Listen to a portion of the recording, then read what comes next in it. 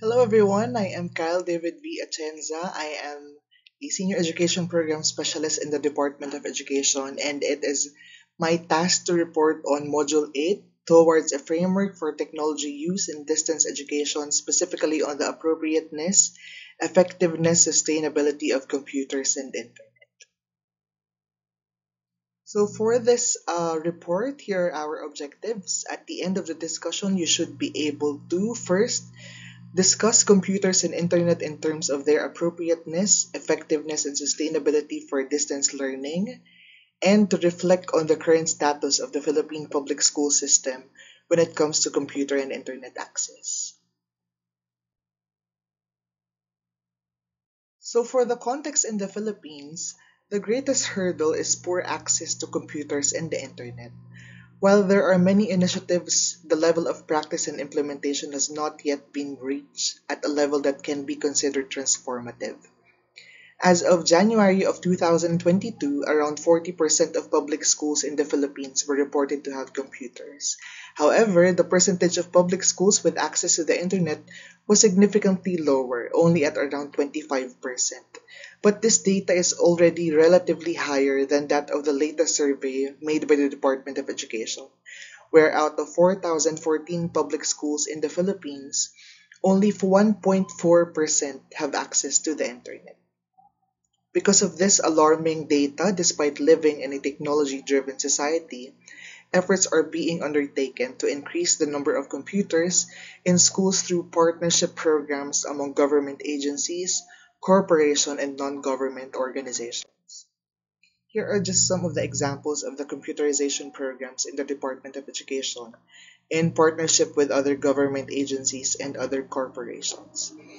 First is the Department of Education's computerization program and the PCs for Public Schools, or the PCPS project. Involved in these projects are the Department of Education, of course, DOST, DTI, the Embassy of Japan, Connect Ed Philippines, and Foundation for Information Technology Education and Department of the FITED. So the DCP, or the DepEd computerization program, started in 1996, and up until 2002, more than 10,000 computers were already delivered to more than 1,000 public schools in the Philippines. For the PCPS, the project was able to provide more than 30,000 computers to more than 2,000 public schools, while the third tranche of this project is still ongoing and is targeting more than 100 public elementary schools. During the pandemic, the Department of Education maximized and fast-tracked the provision of computers to public schools under the DCP, or the DepEd Computerization Program. This program was also able to provide tablet computers to teachers. However, numerous issues on procurement surrounds this initiative. Another is the Adopt a School program initiated by the Department of Education. The Adopt a School program is an umbrella project where all of the donations and partnerships with other agencies outside of DepEd is considered to be under this program. However, corporations provide support to schools for various projects, including infrastructure and computerization, since 1999. 1.5 billion were already donated to more than 12,000 public schools here in the Philippines. In every beginning of the school year, the Department of Education conducts the Brigada Escuela. All of the initiatives related to Brigada Escuela and also all of the donations as part of this activity goes or is tabulated under the Adopt a School program. Another project by the Department of Education is the Teacher's PC. Teachers can avail of easy-to-pay computer loans. This is in partnership with other government agencies like the Social Security System and the Government Social Insurance System, or the GSIS. The last example for this report is the GILAS, or the Gearing Up Internet Literacy Access for Students. This is mostly initiated by non-government organizations in partnership with the Department of Education. This was launched last January 2005, and it aims to provide free internet access and computer literacy programs to more than 5,000 public high schools in the Philippines. While hardware is the most visible aspect of the computerization program, the policy direction of of the Department of Education is to create an ICT-enabled school learning environment by addressing four critical elements: infrastructure, curriculum, teachers, and services support to school, or what we call in depth at the ICTS. For the appropriateness of computers and internet in distance learning, I have noted three main points for its appropriateness. Appropriateness refers to the suitability of the technology to the context in which it is used. In distance education, Oliver in 2002 tells us that technology facilitated learning settings open the possibility of learning in work based settings, enrolling in classes offered by institutions that have no local presence, and choosing among more options offered by more institutions.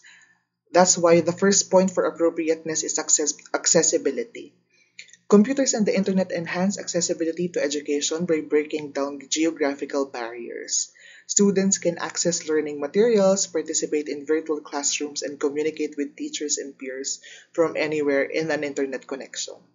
This is especially beneficial for learners in remote or underserved areas who may have limited access to traditional educational institutions. Next is interactive learning. Computers and the internet enable interactive learning experiences through multimedia content, online discussions, uh, and even virtual simulations.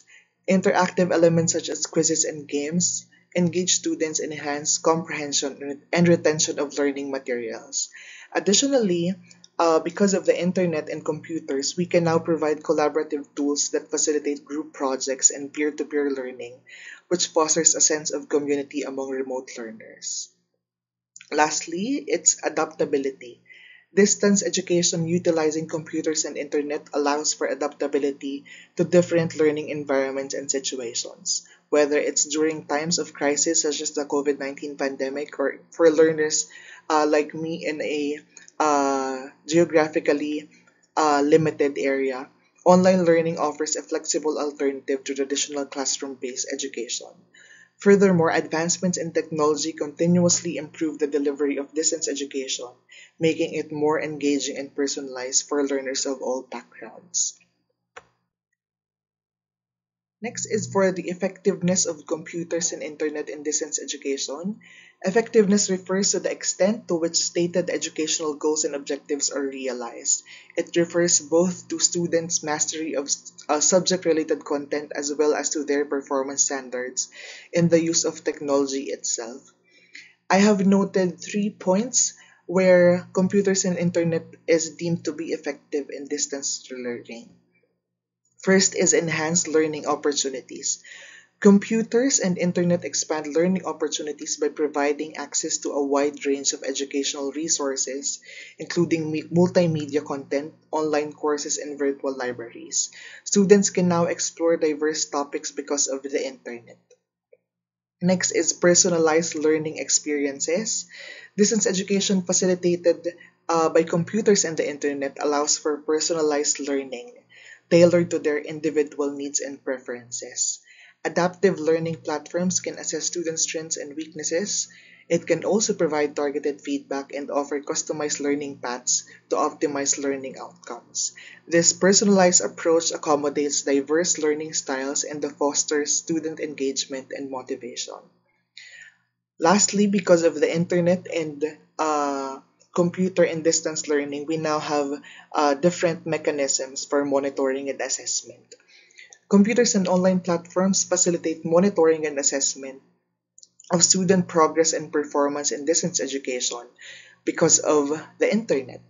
Teachers can now track students' participation, completion of assignments, and performance on assessments in real time. This allows us teachers to provide interventions and support whenever they need it. For sustainability, I have noted three main points where computers and internet are deemed to be sustainable in terms of distance learning. First is economic efficiency. Computers and the internet offer cost effective solutions for delivering education, particularly in remote or underserved areas where establishing physical infrastructure can be expensive. Next is scalability. Of course, with the internet and computer, it is now highly scalable. This allows different educational institutions to reach a larger audience without significant infrastructure investments. Online courses and virtual classrooms can easily accommodate thousands of students simultaneously, where they can now facilitate access to education for learners worldwide. Lastly, is technological innovations. Our computers and the internet drive technological innovation in education, which leads to the development of new tools, platforms, and teaching methods. Advancements in educational technologies such as the AI, virtual reality, and adaptive learning systems enhance the effectiveness and efficiency of distance education. So that's it. That's the uh, appropriateness, effectiveness, and sustainability of computers and the internet in terms of distance learning. Here are my references, and here are our points for discussion. First is, as an educator, how can you ensure healthy use of computers and the internet in distance education, especially in the rise of artificial intelligence? Next, after hearing the data on the computerization and internet access of public schools in the Philippines, what do you think are the reasons why the Department of Education cannot fully embrace computerization? I am very much excited to learn more of your insights on the given points for discussion. Once again, I'm Kyle David Achensa, and this has been my report on the appropriateness, effectiveness, and sustainability of computers and the internet. Thank you very much.